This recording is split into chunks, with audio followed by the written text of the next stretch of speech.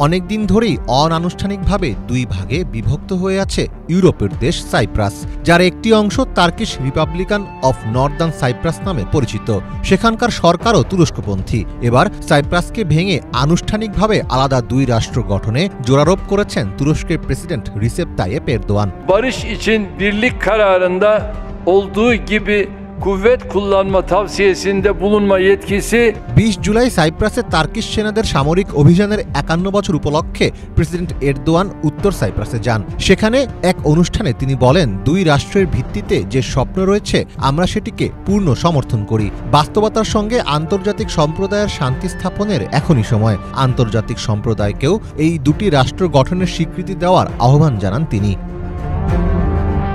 2020 সালের নভেম্বরে সাইপ্রাসকে ভেঙে একটি গ্রিক প্রধান এবং আরেকটি তুর্কি প্রধান রাষ্ট্র গঠনের প্রস্তাব দেন প্রেসিডেন্ট এরদোয়ান। সে সময় ধারণা করা হচ্ছিল তুরস্কের ওপর বড় নিষেধাজ্ঞা দিতে পারে ইউরোপীয় ইউনিয়ন। তুরস্কের সমর্থনের কারণে উত্তর সাইপ্রাস অর্থনৈতিক, রাজনৈতিক ও সামরিকভাবে স্থিতিশীল থাকলেও আন্তর্জাতিক স্বীকৃতির অভাবে এর অবস্থান ছিল সংকটপূর্ণ।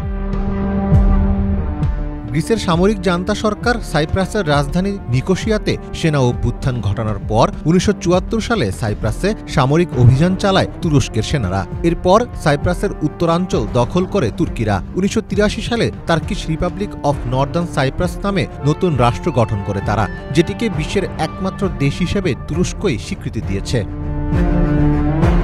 তবে জাতিসংঘ তুরস্কের এসব কার্যক্রমকে বেআইনি আখ্যা দিয়েছে। গ্রিসের দাবি, তুরস্কের উদ্দেশ্য ধীরে ধীরে পুরো সাইপ্রাস দখল করে নেওয়া।